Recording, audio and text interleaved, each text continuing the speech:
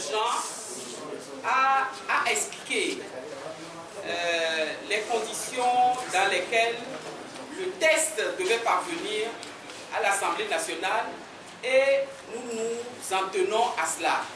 Nous ne souhaiterons pas que l'on nous oppose de tests parce qu'il n'existe pas de tests. Il existe une recommandation des décisions de la CEDEAO qui précise qu'un expert constitutionnaliste est nommé à l'effet de produire à la CEDEAO d'abord un rapport d'État et ensuite un rapport définitif qui porte projet de loi de révision constitutionnelle portant sur 3 aspects de la Constitution togolaise. L'article 59 relatif à la limitation du mandat présidentiel, l'article 60 relatif au mode de scrutin à 2 tours et l'article 100 relatif à la composition, à la recomposition de la Cour constitutionnelle. Donc c'est ces 3 aspects. Mais vous savez, si nous devons parler de 2 tests, parlons aussi de 3 tests, parce qu'au niveau de l'opposition, nous aussi nous avons une proposition. Vous savez que nous sommes les chambres des propositions de loi de révision constitutionnelle. Nous en avons déjà proposé 2 à l'Assemblée nationale dans cette même législature. Aujourd'hui, nous avons encore une proposition de loi avant que la CEDEAO n'intervienne comme arbitre pour examiner, pour essayer de régler le problème qui se pose au Togo. En septembre 2017, le même test que le gouvernement a cru devoir envoyer a été envoyé à l'Assemblée nationale. Vous savez le sort que ce test a subi. Nous avons, et j'attaque la question posée par quelqu'un, nous avons proposé des amendements au test. Ces amendements n'ont même pas été lus, n'ont même pas été reçus par la majorité unie, à l'Assemblée nationale et le commissaire du gouvernement. En 2017. En 2017, septembre 2017. Donc, ce test a fait l'objet de propositions d'amendement de la part des députés de l'opposition. Les propositions d'amendement ont été purement et simplement rejetées sans avoir même été examinées.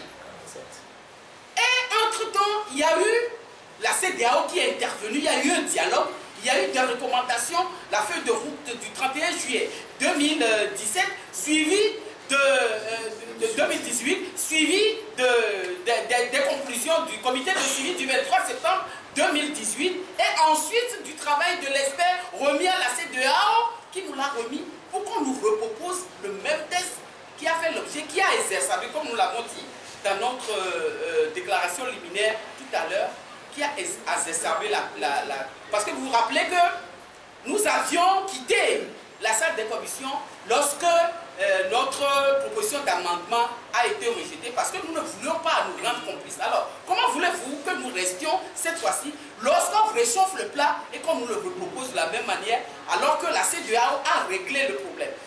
L'avant-projet de loi que la CEDEAO a communiqué à chacune des parties prenantes l'a été parce qu'il a été dans les termes de référence de l'expert, il a été clair, la CEDEAO a été claire, c'est que l'expert devait proposer quelque chose en concertation avec les parties prenantes.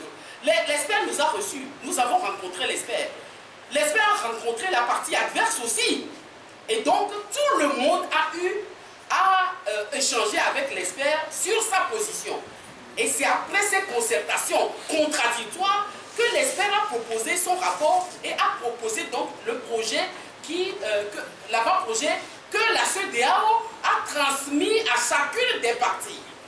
Alors, comment pourrons-nous accepter qu'après tout cela, une des parties au dialogue, qui est la partie gouvernementale, s'arroge le droit de proposer un test qui lui a créé, alors que nous étions des protagonistes de la crise et que l'arbitre CEDEAO a sifflé et a proposé un test. Voilà pourquoi nous ne voulons pas qu'on nous embarque sur qu'est-ce que contient le texte de la CEDEAO, qu'est-ce que contient le texte du gouvernement, parce que nous savons quelque chose, c'est que dans la procédure diligentée par la CEDEAO, c'est un seul avant-projet qui devait être transmis au gouvernement et que ce test-là devait être par la CEDEAO et que le test devait être transmis par le gouvernement à l'Assemblée nationale.